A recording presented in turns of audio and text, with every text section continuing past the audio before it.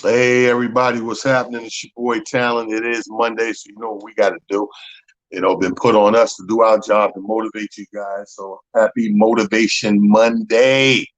And this is the biggest Motivation Monday because we gotta admit that we are all motivated for one big reason. Ding dong, the witch is gone. That's right. Ding dong, the witch is gone. I'm motivated on the strength of Saturday, the big news came through the wire, 11 something a.m. Eastern Standard Time, that they called the election and said, you know what, 46th president going to be Joseph R. Biden. Dude, I've never been so mad and happy at the same time. I was mad because after being glued to the TV for a week, the 1 minute I go to the Waffle House and get a waffle, shit break. The bullshit. That's what we call in the hood, the bullshit. Anyway, how was the weekend for everybody? A rhetorical question. Just hoping that everybody had a nice, safe, and productive weekend. We got a slew of guests today. It's going to come in. We're going to talk about a couple of things. Obviously, this Motivation Monday, so we're going to talk about the positive thing to keep them motivated. But what I want to get to definitely in this conversation with everybody, all the beings that's going to be playing a part, is a higher power. You know what I mean? We all talk about what we do and our part in things, and that's cool. I know like sometimes we like to think that we the shit and we the end all be all of everything that happened, every decision made, every success story, and a lot of us don't like to take credit when the shit go the other way. But I'm here to tell you that proof is in the pudding more than you know that there is a higher source, a higher being, some sort of omnipotence energy in the universe that is greater than yourself. Now, there's a couple of times when you should feel that things are greater than yourself. One, in general, when these things we call miracles or coincidences or strange things that coincide and line up, that's the universe. That's showing you that it ain't all about you and there is a bigger being out there, something bigger than yourself. Also, when we bring forth life, when you bring forth life, meaning like every time I've had a child, I'm a father of six. And I look at those kids, like every child of mine is greater than myself. So a large portion of me having my kids is motivation. When I have a child, you have this life you brought forth and you know it's greater than yourself. You know it for a fact. And you move accordingly. It's like putting a flame under your ass. Like whatever you was procrastinating about, or maybe I'm gonna do it, or maybe I'm not gonna do it, whatever the case may be, you could not deny what it was. You could not deny that this birth, this child, this seed that you had a part in bringing forth, you and your counterpart, the mom, you brought forth something that's greater than yourself. So you would protect, cherish, love, pamper, change, feed, teach, grow, shelter, all these things. Some things that you wouldn't do the same way with such intensity for yourself. But for your child, nothing's too good. They need the best. They need to be better than me. They need to have more than me. They need to understand earlier than I did. Prime example is my oldest son, Talent. He's started comedy. I think he's working his way to his third year in stand-up comedy. And when I see him, what I see is like, I'm like, damn, you're just under 3 years in comedy, and you're way more mentally grown up than I was in comedy. We were going for more of the abstract, goofy laughs. This dude right here, he put that noodle to work, and his jokes are clever. Like at a point, it took me 10, 15 years later, I could put something clever together, but not naturally like he's doing. So I say all that to say these are the things that we put above ourselves. You know what I mean? There is a greater force, a greater being, a greater thing at play. And that's what this Motivation Monday is going to be about. We're going to talk to some guests. We're going to see how, first of all, welcome them here, give their accolades, how they stay motivated. Obviously, we're still in COVID-19 season. And it seems now that with the winning of the election, we will be heading towards some sort of second lockdown to get this thing under full wraps. And I'm not mad at that. Speaking of guests, let me bring in my guest co-host. He was here last week. Got to bring him back. One of the best dudes that ever did it. That's a nice shirt, young man. Thank you, sir. Thank you. I think I should let the fans see, let everybody know. Yes, sir. Yes, wow. sir. Dude, yes, that shirt is banging. Oh, yes, that sir. shirt is banging. Let's give a little vintage. I threw a little vintage in here for him. I know, you got the new look. I said, but let me give him a little old school. I'm old school cat. So I said, let me give him a little old school. Let him see man. Listen, look at how we grow. Yo, I like that, fam. That's the original joint right there. That's the logo, B. Like, yes, I'm so mad. You know what's funny is like we just the sidebar before we get to kicking it. The It's Just Comedy brand is up to 4 logos right now, and each time I do a logo, I'm hyped and I love it because it's my ingenuity behind it. Saying I like to if you look at this one right here, this is the classic Run DMC style on the hat, right? Yeah. So I think that because my brand will be 30 years old in 2022. Wow. So 2022, the brand will be 30. I'll be 30 in stand up next July, but then the year after that, the brand, which came a year later, will be turning 30. So on the 4th thing, every time I get one, I'm hyped. But then when I see like what you just did right now, you'll come on with the joint I didn't even think about. I'm like, now I'm hyped on that. Now I'm hyped up on that. You know what I mean? But welcome to the show, my brother.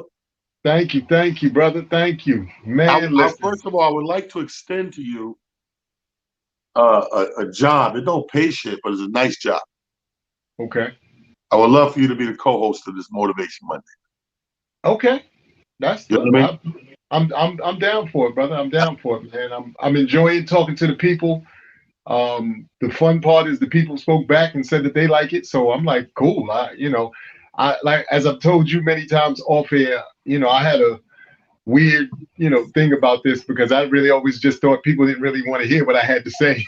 But now having, been doing this now for a couple of months with you, during this COVID, and like I said, the response coming back has been absolutely phenomenal, man. And like I said, I'm humbled and thankful. And, hopefully the impact that it's having, good, bad, and different, is just that, some sort of impact. I was laughing, I heard you speaking a little earlier before you brought me on about, motivation and, so forth and so on. And I was thinking to myself, I said, when the news came through Saturday, I said, Talent started this damn near when the COVID started.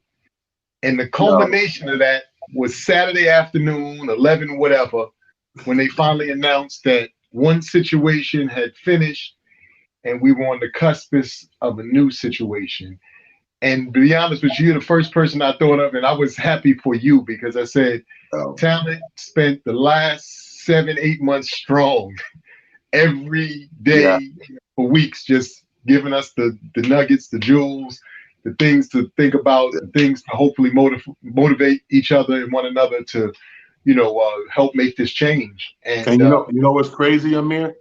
And I'm glad that I came to mind right away when it happened, when the news broke, because I spent the next, I don't know, what's today, Monday, from that moment till now, it's still going on, but a lot of people that I know that I talk to on a regular basis was really, even though they voted, they still didn't believe it could happen. They still had that Debbie Downer, I don't know, man, but the Trump people and the money people and this and that. And I'm trying to tell people, a lot of people don't even follow the stuff to know the changes that were made in government in this past year. They made a lot of changes that all of that fear that we had in the electoral college was changed. You know what I mean? There was shit written in that was telling certain states, yo, you can't, if the populace go here, you got to follow the populace with those electorals. You can't do like y'all been doing for years and, okay, everybody over here in your state want this, but you're going to go this because that's your man. You can't do that. So me keeping up on all these laws and changes and amendments and stuff, and the energy, I just felt like the energy because there was a time in there that I was even like, am I thinking this shit by myself? Like, because you didn't see it in the streets. That night, with people taken to the streets in every part of this country to scream out, like, God, thank God our voices are heard and we're gonna move on. That was such a vindication for me, bro. Yeah. Like if you just would have won and there was no real reaction other than every now and then you talk to somebody, that wouldn't have been the same. I mean, I would have been happy still, but that oomph of indicate that weight off the shoulders. When they kept going, people barbecuing on the fire escape in Brooklyn, people block wall, Philly, DC, Cali. I said, yo, T, I got to tell y'all, you like I said, this Motivation Monday. So Saturday, I'm in the house. Saturday is my clean day. I got my music rocking. I'm in here cleaning, doing what I normally do every Saturday. That's my regimen. My neighbors decide that they're gonna clean our block, so they sweep up in front of each other's houses and all that stuff. So it's all good. All of a sudden, I just heard this cheering and horns start honking. So I was like, "What the heck is going on?" Because I had gotten up and checked the news, and they were still like, the count's still going on, this, that, the third. So I said, you know what? I'm not gonna burden myself with this stuff because this is too much pressure now. And like you said, it starts to wear on you because you start trying to see if there's any real shift. And when they keep saying, well, there's little, we're doing little things to chip away, you're like, look, man, either this nigga did it or he didn't do it. Like, give us some, some definitive answers. Nobody got time for all this other stuff. So my neighbors start cheering. Like I said, they start honking horns. So then it dawned on me, I said, the thing must be in. So then I go back to the TV. And at that point, they had said that I think it was NBC or somebody like that was the first one to supposedly, say that he was the bona fide winner, and then Associated Press and so forth and so on. But this is how I knew it was really going down. Here in Brooklyn, these niggas did 21 gun salutes out here, Jack. If they was and it was 11 in the afternoon. So I'm looking like, nice. The project has no coup. These dudes like, yo, son, it's back. We back to the Wild Wild West. I don't give a damn what they say. I was in here like this. But you know what I like about that? Like, as long as they ain't shoot nobody, I like that because I like that for two reasons. One, who don't like gun salutes, right? Two, you let those crazies know we got guns too. Yeah. Because y'all like to go up in neighborhoods and think y'all gonna put the fear. Dude, we done been feared out. We got guns too.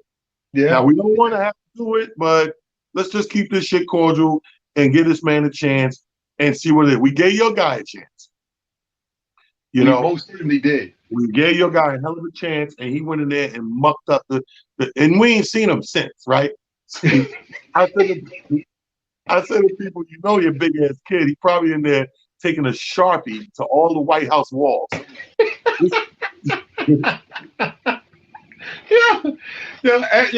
The craziness is for each and every one of us, we have such great imaginations of the stuff that he's possibly doing. Like, we just like, he broke up all the China cabinet, fuck the Roosevelts, fuck FDR, all of these people. I'm turning over all this shit. Fuck it. These patterns don't mean shit to me. I'm out this bitch. Fuck him. He's a big ass kid. He's a big ass kid that.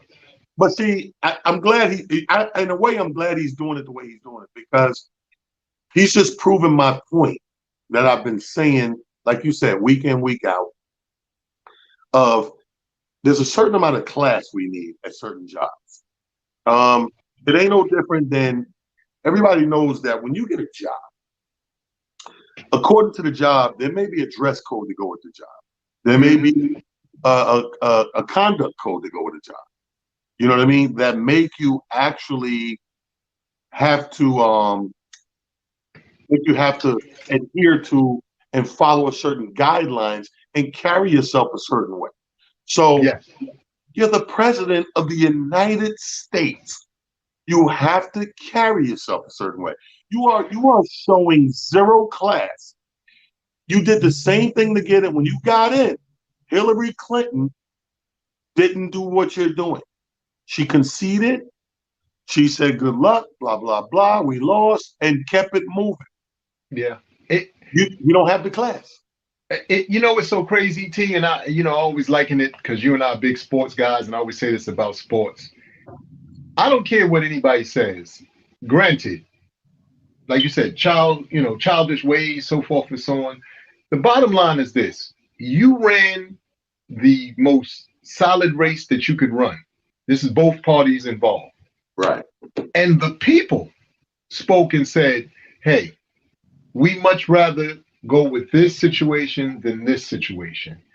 Right. As a guy who just said, you know what, I gave it everything that I gave it, you are absolutely right. The correct thing to do is to then turn around and be a gentleman, be a person for the kids and for the world to look up to go, that's how you handle bowing out gracefully and allow the next administration to come on in and do what they're going to do.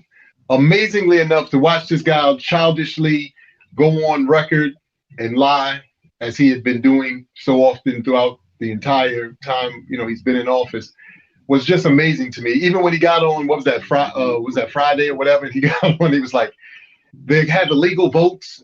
Sir, where are we getting the legal votes from, sir? Like, it's just certain stuff, like, you watching some of it and you almost want to laugh, but at the same time you can't, because you're like, this dude is dead, like he's reading this dead serious. You're like, sir, you don't even want to laugh at that? Illegal votes? That's the strongest thing you can come up with? We counting illegal votes, sir? Well, hold on. The man said, you can't write this shit, first of all. The man said, you already won. First of all, it's so early in the election.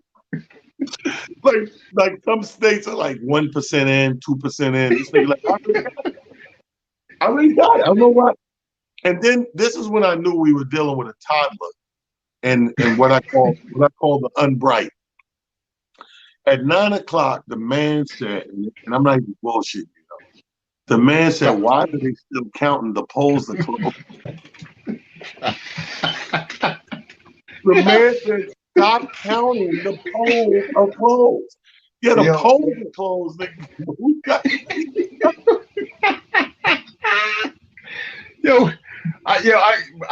I kid you not. I couldn't stop laughing. I just kept thinking to myself, like, how did we endure this for 4 years, y'all? Like, all jokes aside, how did we endure this for 4 years? He's the dude in your crew or the girl in your crew who y'all always be like, why do we always ask them to come out with us? I don't know why we always invite them. Who was the one who told them that we was going out? Like, why y'all always tell him or her? Right. I know that's right. All right, so listen, this is what we're gonna do. We got guests lined up again, ladies and gentlemen. This is the incomparable Amir Silly co-hosting with me on Motivation Mondays. It's the happiest Monday and that we've had in about 4 years. So we're super happy. We're celebrating that. I want to bring in my guests. They stand back, and I'm going to bring them in. First of all, first guest I'm going to bring on, this brother here came onto the scene. He's an entrepreneur, and he came on with a brand called Wolf Nation, spelled with a U, WULF Nation. Wolf Nation, which is an acronym for Wake Up and Live Free. In other words, we've been pushing this. Pay attention. We got to be woke. This whole movement been going on for years, and I'm happy that this brother tapped into my brand and some of my personalities to help push this brand, Wolf Nation. He's been a proud sponsor of all the shows we've been doing on the platforms, going on a full year straight. Ladies and gentlemen, welcome my man, Mr. Richard Nunn. Richard Nunn is in the building. What's up, bro? How you doing, brother? How you doing? Look a little rough, man. How you guys doing? What's up, buddy? Can you hear me? All right, how you doing? Yeah, we can hear you, sir. Good, brother. How you doing? Hey, I'm good. Brother. You on your phone? Yes, sir. I had to park real quick. I'm on my phone. Turn it sideways. There you go. See, there you go. Take up a little more space. And I didn't know you was gonna be. I didn't know that you was gonna be kidnapped in the basement when we did this. Here you go, the joke. I'm talking about staying woke in Wolf Nation. You in the dark like a motherfucker. Bunker. Well, we caught him in the middle of a covert operation. We about to get Whitey, and then we already got him. That's what we got him. We just got him. It's a happy Monday. First and foremost, my brother, welcome to the show. I just wanted to bring you on because we have a big event coming up. December 11th and December 12th, we'll be in Atlantic City with these overnight comedy jams. And one of the #1 vendors is our sponsor, Wolf Nation, and stuff like that. I wanted you to give a brief synopsis of what is Wolf Nation, why is Wolf Nation, and how do you even stay motivated? Because you're still pushing. All right, Wolf Nation is a brand. We already know that. It's a brand that represents freedom and, you know, pursuing your dreams, whatever inspires you, whatever it takes to get where you need to go. Right. Like I told you before, just something that was divine from God. This was pushing me through all the you know, everything that's going on through my 9 to 5, through all my you know, other expenses, and to keep pushing the brand by myself as far as financially. It's all God. It's all Allah. I'm being honest with you, because I go to sleep and I hear numbers in my head. You know, it's like I wake up talking like I never sleep. You know, so Right. I'm taking advantage of it, and I'm pushing it. And like I said, I have a humble heart. I want to see people, you know, just, you know, I want to see people pursue their dreams. So why not make a brand that relates to what everyone's trying to do? It doesn't matter your color, your size, your language, your faith. If you're trying to wake up and live free, this is the brand for you. And like I said, what's pushing me is what's going on right now. You know, it ain't just blacks. You got all races that want to wake up and live free. It just depends on what you're trying to do to get there. It's the road. So that's what's motivating me. The people, especially the new elections. Cause I'm going to be honest. I didn't think Biden was going to get it, because the area I'm in, all I see is these pickup trucks and flags. No, at first, I'm being honest. I was preparing, you know, from preparing for war, preparing for peace. You know, I'm still preparing for war. You know what I mean? Right. But it took a lot. It took a whole world to get this guy to office. But we still got. I hate to say it like this on live. We still have his followers that's out here that's trying to mimic and can't accept the law either. You know what I'm saying to you? So again, that's what's making me to say, listen, we all trying to wake up and live free around the world. It's America. It's all over. What we're trying to do. So that's what's motivating me to you know, to sacrifice myself, my people to be happy and have something to fall on. If something, God forbid, something ever happens to me, you guys got to carry this on. We try to wake up and live free by any means necessary. Well, ain't nothing gonna happen to you. And here's the thing: I believe in the brand like I believe in my own brand. So I'm gonna do everything I do to make sure that the brand wins and to make sure that people always hear it and see it and understand it. You know what I mean? Because I'm with you. It crosses all genders, all races, all creeds. It's people in general that want to be free, and there's no reason that we shouldn't be free. You can't keep coming up with a price tag and charging us for freedom. You know what I mean? Like it's something that we're entitled to. People think that they always try to figure out a way to charge you for a piece of freedom.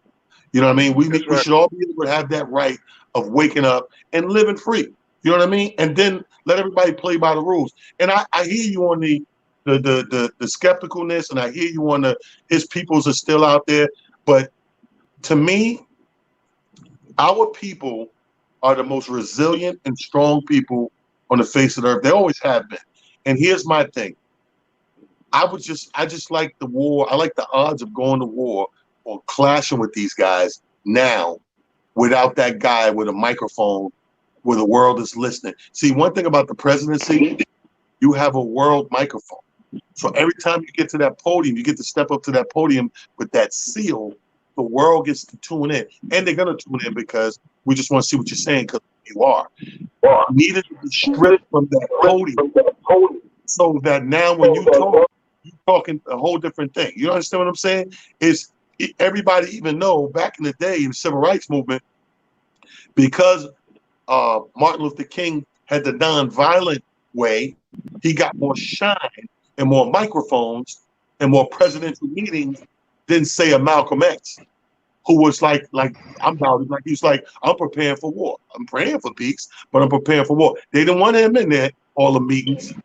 You know what I mean? So I feel like now we become that. Now we have a Malcolm edge because your guy don't have the podium. That's right. Because you shut your guy away from that podium, now you down on my field. Now you got to play my field. If you pay attention, pick up and go to no real hoods. That's right. That's right. That's true. Yeah. That's real talk. I've seen a lot of pickup footage in the last couple of months leading up to this election day, and they wasn't in. I seen one pickup in one time, and they shut that shit down. Oh yeah. They made him go away. He wasn't going. Then they got the cops face. You lousy motherfuckers. I was like, whoa. Because when you play on our playing field, you can't win when we have court advantage. That's all I'm saying. But I definitely want to shout out some social media where people can look at the apparel or websites and stuff like that. Yes. All right. The IG page is named Wake Up Live Free Designer Apparel. They have one that's Wolf Nation. That's the one Dubai is taking over talent. You take a look at it. I'll try to tag you on it. They're taking over their whole they run the whole social media for me on now. Facebook is WN Wolf Nation. I call the rules WN. And the same thing, Wake Up Live Free Apparel on Facebook too as well. I want to say quick, when you brought up pickup truck, I don't know if you knew or not. I gave back the Beamer and got me $3,500 Ram Dually, right? So the windows are tinted, and you gotta see these guys. They pull up next to me, and I know there's a brother in the car. So they honking their horns and everything, and I got my Cazals on. I saw them over down there like this. Now remember, I got the 6 wheels. They sitting on 4. I started chasing them playing Ice Cube shit. So, but you know, at the end of the day, they caught. I'm this guy playing Ice Cube. They caught me at a rest stop. I'll be really quick on White South at exit 9. Walk to the bathroom. Two guys. I don't want to say white because I'm not. They're sitting there watching the truck. I'm walking probably a quarter mile away, and they're sitting there watching this truck. I got these huge tires on it, and I hit the light. They're looking around like, nah, this can't be him. And they see it's me, and he goes, dude, like, what do you do? I wanted to be sarcastic and say, come on, let's be stereotypical. I sell drugs. I said, nah, I said, I don't. I said what I do, whatever. He said, really nice truck. But before I could turn around, they took off. So, like, at the end of the day, I said it to say this. And I tell the guys my job. Them is a book by their cover. I'm a Tennessee boy. I love pickup trucks and shotguns. I'm just a different color. You say we all Americans. We all should be red, white, and blue. It shouldn't be no different color. So, I know. I agree with you. In a perfect world, we're gonna get there. Now we get to work. Here's the thing. At least now in January, we get. And if you look paying attention, Biden ain't wasting no time. He hit the ground running already with the COVID thing. But now we get a chance to start working on the issues that concern us, because I think he's going to start. We're going to start getting some get back. But we had to get our feet out of the flame first and foremost. And I just pray to God that it came to fruition and we're good. And I'm happy as I could be. This is the best Monday in over 4 years. Brother, thank you for popping by the show. This is my man, Richard Young, Wolf Nation. Yes. Hey, man, I'll talk to you in a minute because I want to find out more about that website. You said Dubai like it wasn't Dubai. Just like in past. Yeah, they got that in Dubai. Dubai.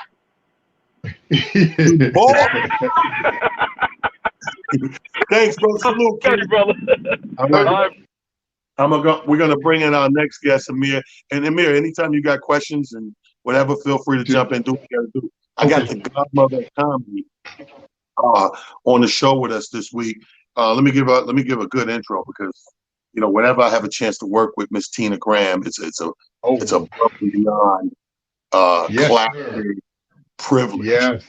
There's white privilege, and then there's Tina Graham privilege. Yes, sir.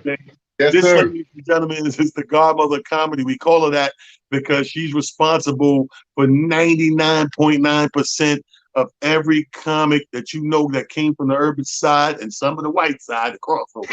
No matter. She is literally single-handedly responsible for careers. Tina Graham is with Tina Graham is in the building.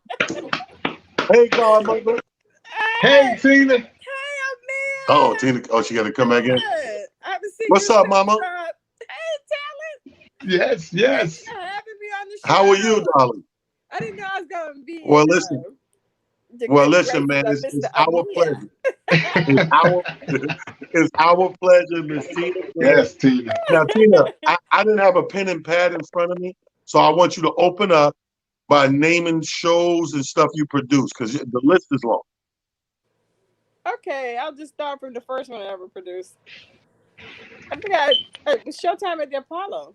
Mm-hmm. Okay. And they were directed by the same person, Uptown Comic Club. Uptown Comic Club was next, and then it was Snaps. Ooh. You should know, Talent. Okay. Thanks to Monty, they got arrested in. There's so many that's gone. And then it was Def Comedy Jam. Boom. 4. And in between that, I did a couple of movies that people didn't know about. Actually, they called me for Sunset. Sunset Park? Yeah, I had to pick between you and Flex, right? Oh. You didn't know that. No, I didn't. Who'd you pick? I picked you. Yeah. Flex had he had a show called Homeboys in Outer Space. Yeah. Yeah. He didn't have television outside of Def Comedy Jam, so I figured you should have it. Oh, you so sweet. You see what I'm saying? And you I wasn't do done. stuff that people don't know about. I know. No, And you wasn't done there. I'm gonna tell them something people don't know either. But you wasn't done there. You kept producing. Yeah, right? I did a DVD called The Spirit of Comedy. It was a clean comedy show. Mm-hmm. And it went straight to DVD. I had forgot about it till somebody told me they saw it on IMDb. I was like, really? Then I did a documentary on, the state of comedy with Razor. I was one of the producers on that. Then I did a show called Comedy Underground. Yes, yeah. My wife. Yeah. I love that project, man. Yeah. We had a great time. It's Yeah. on the Urban Movie Channel. Then I did Wow. Bad Boys of Comedy. Okay. I did one Tina's, season. I wouldn't go back you know, to she. next season because they came back with Def Comedy Jam to spike them. Gotcha. We What have you say, People man? don't know this. rules on that. Def Jam comeback. I was gonna say, We do Bad Boys of people Comedy. don't know I was this instructed to because do Def you know Comedy Jam. my introduction to Miss Tina Graham has to be the Peppermint Lounge, by far, bar none, the greatest comedy room ever. We used to be in there so heavy every weekend. That was crazy. That like Taylor every hosted a like couple yo man. times. Taylor Yeah, hosted yeah. a couple times. Yeah. I mean, you gotta understand something. Let me give you some history here. What a lot of people don't know, because Tina, when she said I do stuff behind the scenes, people don't know about. The comedy, I call it the big boom, because the big boom happened and it changed the whole country's landscape of comedy as we knew it. Black comedy had taken the forefront, and half the comedy clubs around the nation had closed down. So that's how these rooms became so super popular, because people wanted to see the brand of comedy that Tina was producing and putting out there on these shows. So the predominantly white national mainstream comedy clubs, they didn't have a lot of black acts or allowed them, and B, even if it was allowed, they wasn't tapped into the streets like that. So these rooms flourished, right? So Tina Graham, when you came over here, Tina had a room in Connecticut, a room in 2 rooms in the city, 3 rooms in Philly, and room in Jersey. So now starts Tina's the Harriet Tubman of the shit, right? So as all of these comics are coming from South, Midwest, West Coast, whatever case may be, the budgets weren't there. I mean, it was good to be seen in front of people, make a few dollars, but was it these extensive budgets where you got hotels and all? No. So guess what? If Tina liked you or Tina booked you and Tina believed in you, Tina opened up her house, literally. Tina, you was Airbnb before Airbnb. Yo. They owe you some fucking money. I wish I had it right now. I didn't. You know what? It's funny because back then, I think the first person that ever stayed at my house was Mitchell from Austin on Mitchell. Mm-hmm. That's because I was dating him. It was a wrap after that for comedy. I was done. Yo, but I don't know. Audition in these different cities, and if I thought you were going somewhere, right, I had the potential to go somewhere, I would tell them you have to play New York, because I thought their stuff was universal enough. Because you can't play New York and be too local in the South. It's like the people in New York can't play the South if they're talking about bodegas and subways and that kind of stuff, because they're not going to get it. But if I thought you had the potential to make it in New York City, they didn't know anybody here, so they could stay with me. I had 2 bedrooms and a couch. Right. But I had a bunch of brothers, so a lot of times that bedroom wasn't available. Couch City. Going to Tina's house for Couch City. Yo, they got the couch. So speaking of people that you have inspired, I want to bring in my next guest and keep you with us, Tina. And this is one of the dudes that I'm proud of because I had the opportunity to see his progress. It's like Tina is my godmother, so she's seen my progress, and I've seen this dude's progress.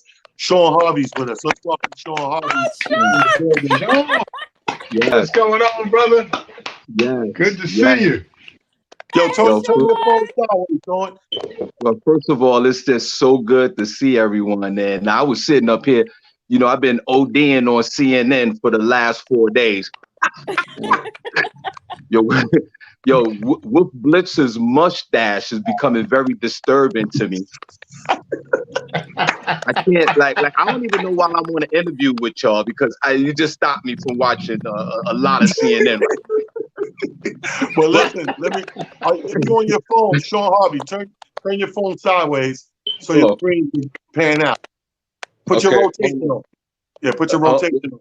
No, Okay, so this is Sean Harvey. We got Tina Graham, my man Amir Silly, co-hosting, hanging in here with me.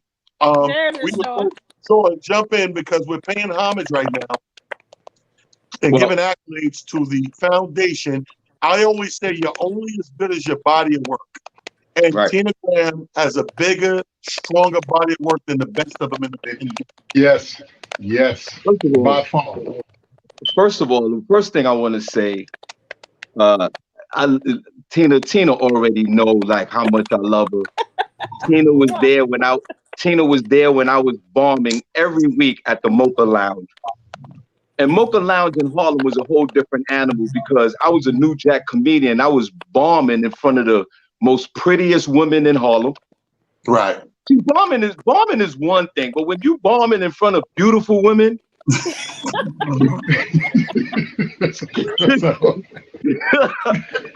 it takes it to a whole nother level. And one night I bombed so bad, and Tina will always allow me to hit that stage every week. And I called her the next day and I was like, Tina, I'm horrible. This is not going to work. And I just thought that she was going to give me some sympathy, some love. Tina came with the drug counselor love. Tina came like, shut the F up, stop bitching, get your ass back on stage. I said, Tina, I'm one of the oldest comedians. She said, talk about how old you are in the game. Screamed on me, and you know what? It all clicked as she was screaming on me. And I would never forget that conversation 15 years ago, man. And then it just went from that point, and then I got with you, King, and then it just went, this comedy journey is amazing. Having Tina Graham in that journey is awesome. But I know I was hearing Tina, talk about, all her accolades, which is well deserved in the comedy game. But she produced a lot, Talent. Yeah. She also is the co-producer of the stimulus checks from 4 months ago.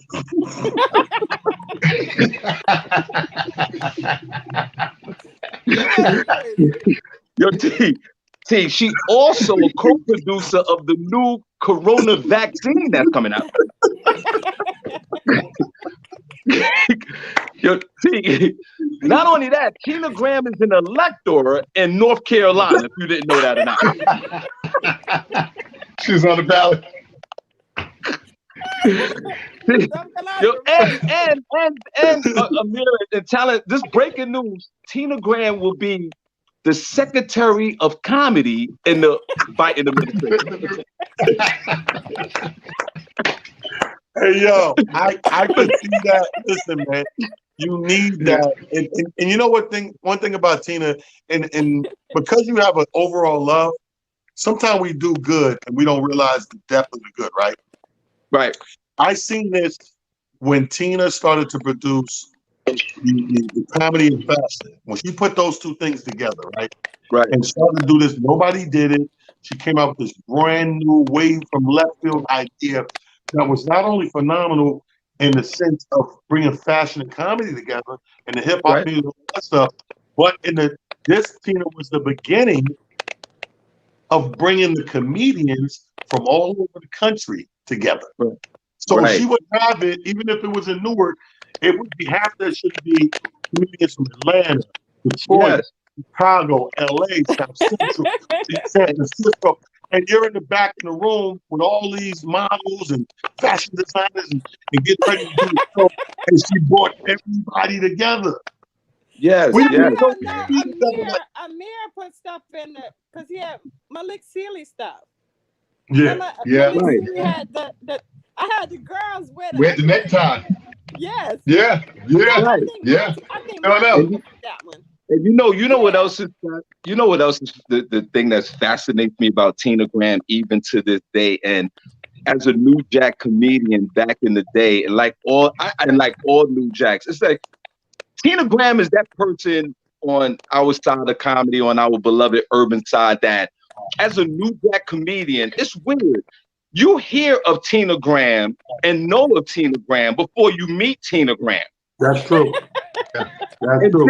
And as a New Jack comedian, when I met I didn't know Tina, but I've heard of her. Tina gives this sense of awe as a New Jack comedian when she's in the building. Everybody goes like this. That's Tina Graham right there. That's Tina Graham. Yeah. And fellas, you didn't. I'm gonna drop a dime on both of y'all right now. Y'all didn't know this. As a New Jack comedian talent, talented, no jokes, no nothing, just whatever New Jack does at that moment. Tina Graham, breaking news talent. Tina Graham had a crush on your boy. Who? Sean Harvey, bro. Tina was gonna snatch up a New Jack talent. Get the new me. She was gonna get the new me. You like, let me tell you something. Tina Graham, and you guys remember this room. Tina Graham allowed me to bless that stage of Sugar Ray's back in the days in downtown Newark. Y'all remember that room on a Friday night? Right. Like, and no New Jack, nothing. And I was on that stage, and I was on there very frequently. Now I know why I was on that stage. Because she wanted you, son. Tina wanted to snatch up a New Jack. I say this, Amir, just like I say the talent, and Tina Graham falls into this category. I joke with New York King talent all the time. I always say, talent, if you get sick, I don't know what we're doing this on the urban side of this country. I don't know where the work's gonna come from. I don't know what's gonna happen. And we feel that way about Tina Graham. Tina, man, I love you so much. And But Sean, pay attention. All I am is a leaf off of one of the branches of, you know what I mean, the Tina Graham legacy. Like That's right. Yeah. Tina, you, the Monterey Ivy, like I had to take a piece of that blueprint and create the next blueprint and keep it going. Because all I'm doing, everything you see me doing, working this hard, creating these avenues of work, it's coming off the branch. It's a leaf. If that much coming off the branch of what she's done over time. Speaking of that, Tina, he brought up something I want to talk about, New Jacks. What would you tell a New Jack today, this fresh and kind? I don't know. My son's 2 years in, so 1, 2, 3. To us, New Jack went on for longer than that. Like you was a New Jack for damn near 8, 9 years. But what would you tell a New Jack in this day and age, getting in the car? What's the best advice? Believe it or not, it's something that's been doing 20 years. It's still New Jacks. Yeah. Because they don't work on being original or creating more jokes. As a comedian, you should be creating something every day to stay fresh and stand on stage. The key to staying relevant is to come up with something off the top of your head all the time. Like talent, you can master at improv. Right. You can improv, you can write your own ticket. Because a lot of times I've known comics for 30 years and they're still doing the same jokes they did on Def Jam in '92. Yeah, wow. And I'm like, okay, I see why you still working for this $100. Okay. Right. Me and Bob started black comedy at Caroline's. Louis Ferranda didn't know any black comics. He gave us Tuesday at 10 o'clock. Because they were scared of black comedy. And that was in 1985. Right. And one night, I'm gonna give y'all a little story. One night, they say I hold grudges. I do. Okay. One night, Royal Watkins was hosting, and the comics back then we had pagers. We didn't have cell phones in 1995. So Right. at Caroline's, if you got a good room, when the comics hang out, there's a whole bunch of comics in the house. So they knew the spot paid $50. So the comics was late, and you know how Caroline's is about time. You start on time, you leave on time, get out of here, you're black. Anyway, the comics had a flat tire. They paged me, said I'd be there in 20 minutes, and Kenny was like, when the show gonna start? Okay. Right. Now, it was a line of comics on the wall. So I'm like, I got to start the show. And Bob was like, Tina, where the comics at? Where the comics? I said, okay, here we go. I said, okay, I'm going to get somebody to do a guest spot. So I go ask the first comic, will he do a guest spot? Right. I'm not going to say no names because I still won't book these guys out of town. Anyway, and they still working for $50. So anyway, I asked one guy, and he said, I said, could you do a guest spot for me? And they said, are you going to give me the $50? I said, since when do a guest spot pay? I said, the comics on their way. Can you just go up? And back then, to have Caroline's on your resume was big time. Right. So okay, you don't want to do a guest spot. So I go to the next, it was like the domino effect.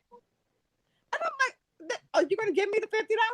I said, oh, okay. I go to the third person. They said the same shit.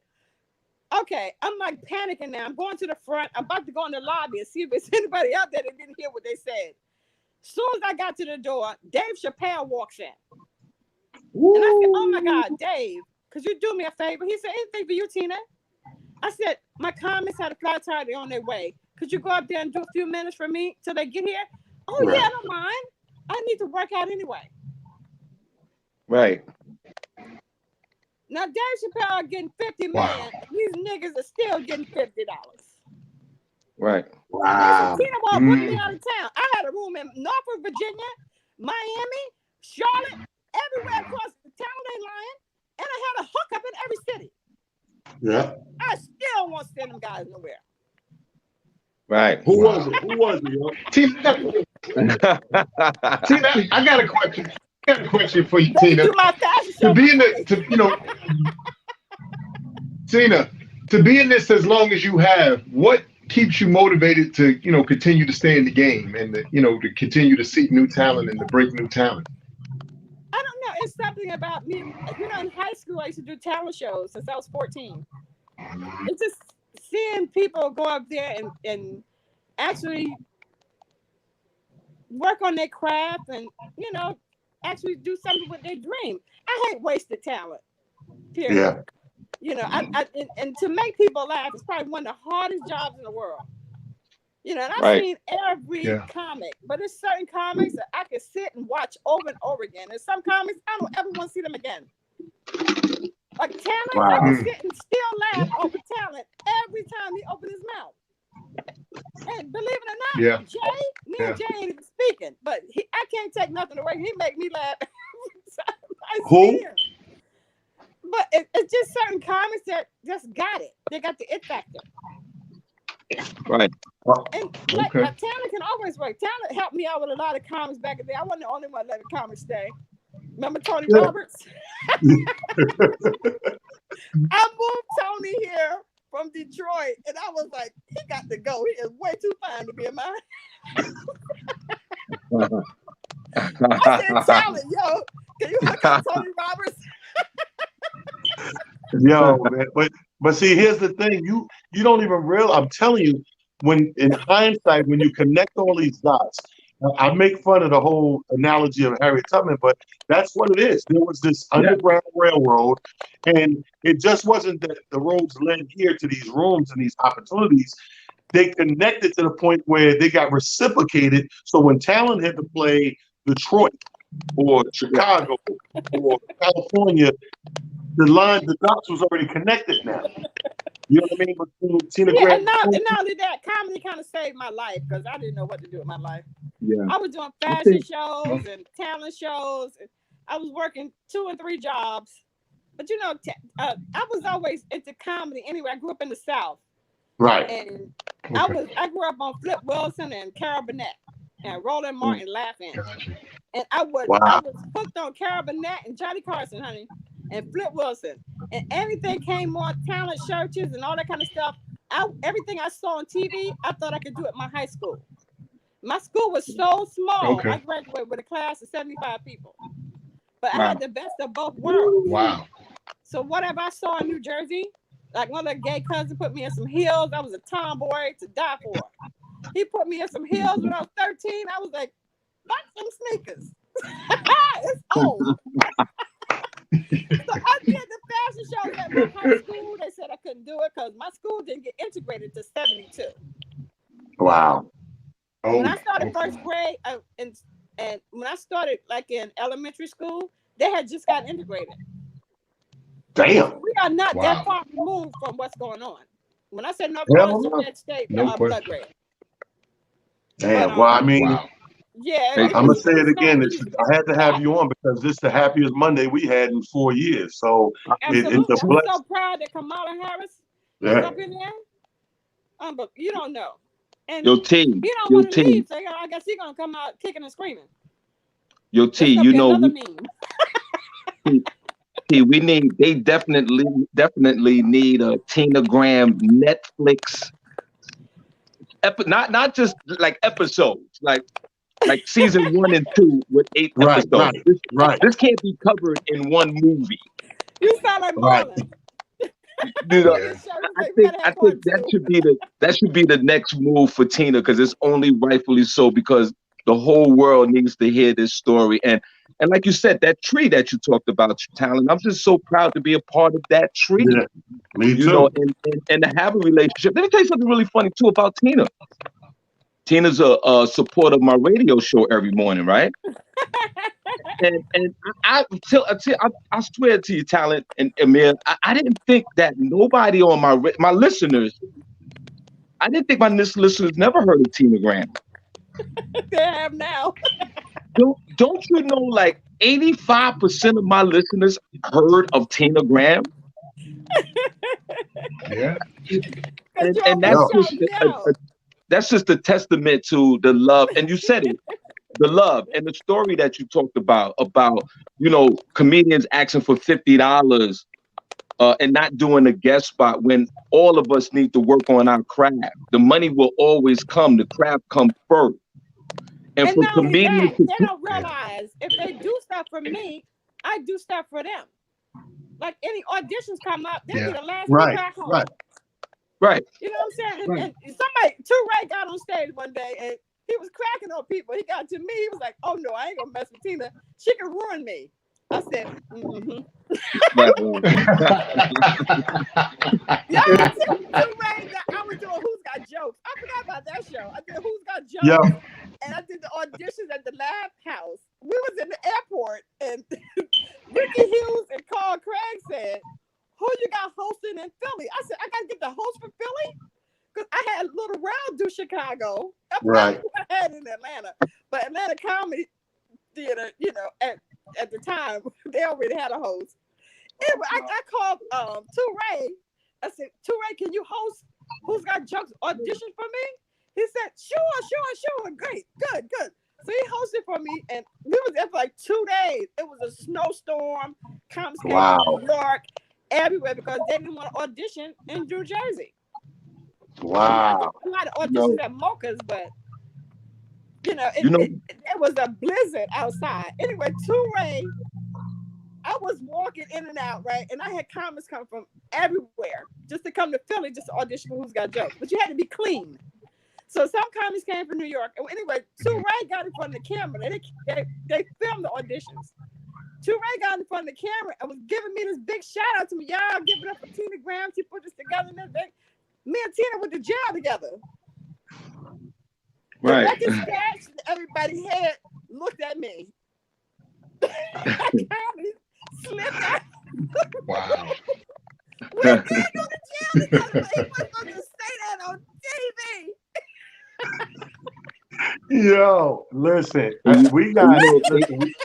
You're right, Sean. We need episodes because Tina stories, nigga. We could go on for days. Listen, I want to have y'all back. We gotta continue this. Wait, one more thing, T. One more thing, man. And I'm here, man. Pleasure to meet you, my friend. One more thing that I do miss in stand up this year. You know, we haven't been doing the regular stand up like we've been in the last couple of years. I tell you what I do miss this year. I miss Talent's birthday tour, the 15 shows. I missed all 15 of Talent's birthday parties.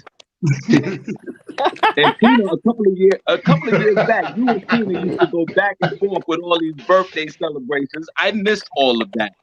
Yeah, man. And I can't wait for us to get back to the birthday celebrations, the comedy shows, bars, clubs, Tuesday nights, Monday nights, weekends.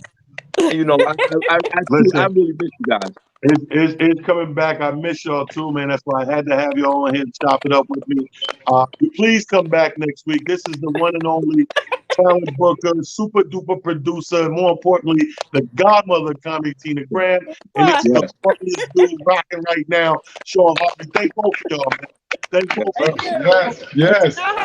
Great Thanksgiving. I'm gonna do a Zoom party this year, Talent. You gotta join in. Please, let's go. Let's do it. You can I'm with you. on the Zoom. I'm gonna do it.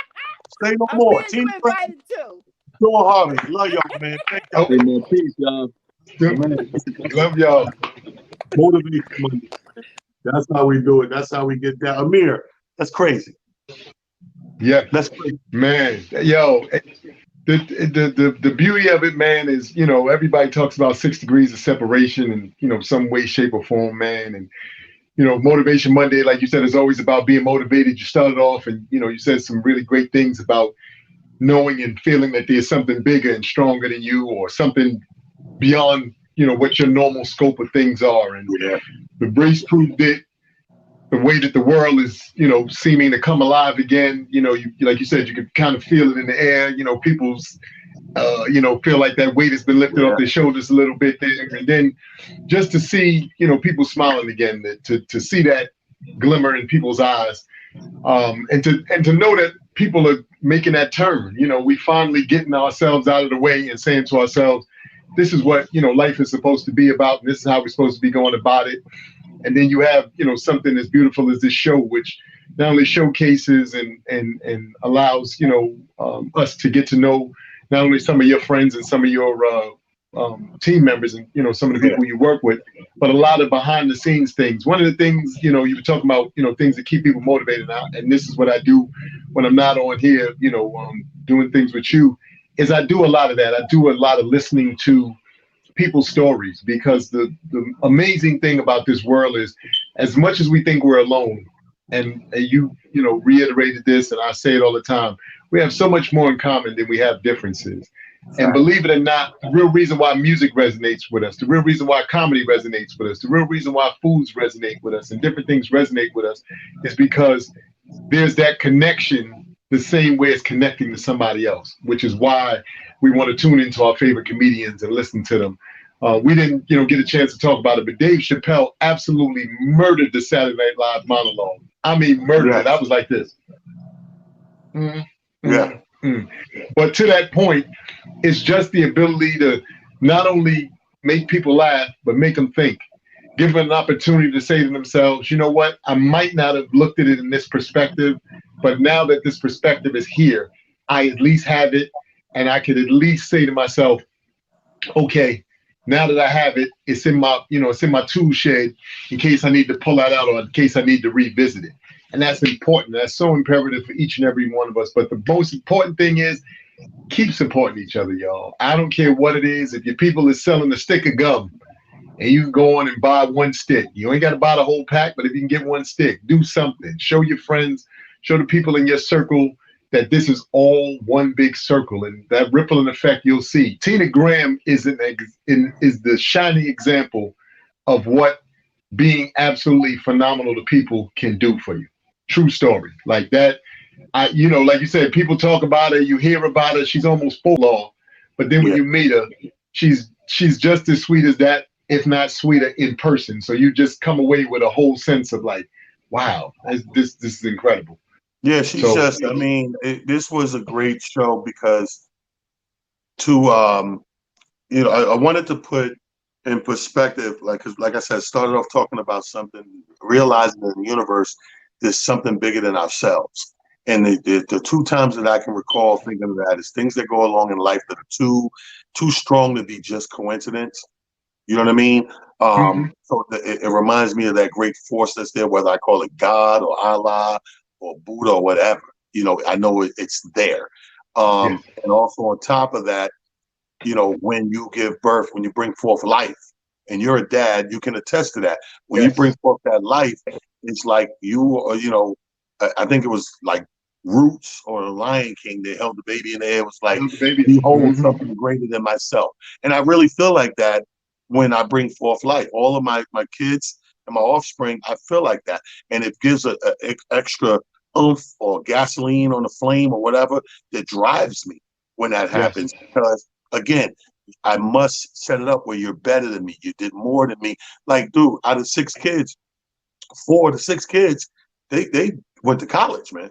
Like, I didn't go to college, you know, but these kids will go to college unless they adamantly don't want to. I'm not gonna force nothing, but they have it available to them. They have an option of it.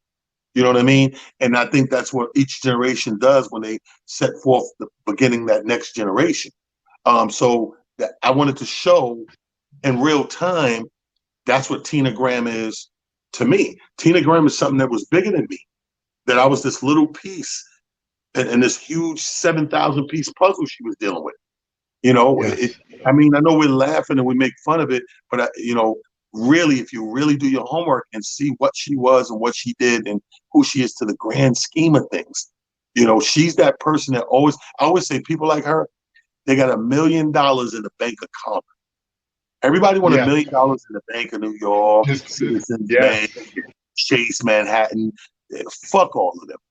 You want to have $1 million in a bank of karma, because when shit hits the fan, you're back against the wall, and you really, really need some help. You have $1 million in the bank. You don't even know, you know, but it's there. And she's that person. Whenever Tina's hit hard times or whatever, she picked the phone up or come across the wire. Myself, Mike Epps, Bill Bellamy, like Tony Roberts, everybody who was connected to her, Will Silver, no matter. Artie Fuqua, like Tracy Morgan, we all came through that school. We all a leaf off of that branch. So I wanted to bring her on for that reason alone, that there's always somebody or something bigger than oneself. And that can be the number one biggest, if not greatest, motivating tool you could pull out the sheet. You know what I mean? And make that shit, bring it to fruition, and we good money and we keep going. You know what I mean? So keep everything you heard under the vest. That's Amir Silly dropping jewels. I've been your boy Talon Harris. I know we went over, but to me it was worth it. You know what I mean? It's a motivating Monday. If 4 or 5 minutes over don't motivate your ass. And here's the thing, like they say, black people always late. Look at that. We gave you some extra. We here doing it what we do, and like you said, this is just a great Monday, y'all. Look, you can't understand how ecstatic we really, really are in the face of what we were up against the last, month and a half or so, y'all. Like, you gotta be, if you didn't wake up this morning smiling, if you didn't go through this whole entire weekend smiling and in good spirits, then you need to shake yourself. Shake yourself. Right. You gotta understand, people. It's I'm gonna make this prediction right now. I give it about a year from today, where we're gonna start to see the makings of better us. You're gonna see our better side, because we haven't been seeing our better side for a long time. We've been fighting and clawing. A lot of us, the division has been a heavy toll on us, especially us people of color in this country. So I think I give them 1 year. I give them a year. The misses and Biden get in there, and the powers that be, meaning all the people, not just them two, the people they start to surround themselves with to task with these jobs and these tasks to take on. Watch and see. We're going to start to see from that. We're going to start to see a better us. It's been Amir Steve, your boy Talent. Thank you, everybody. Tune in to Motivation Monday. We'll be back 6 o'clock, same channel, same bat time. Salute y'all. Be safe out there and what? Stay motivated. Yes.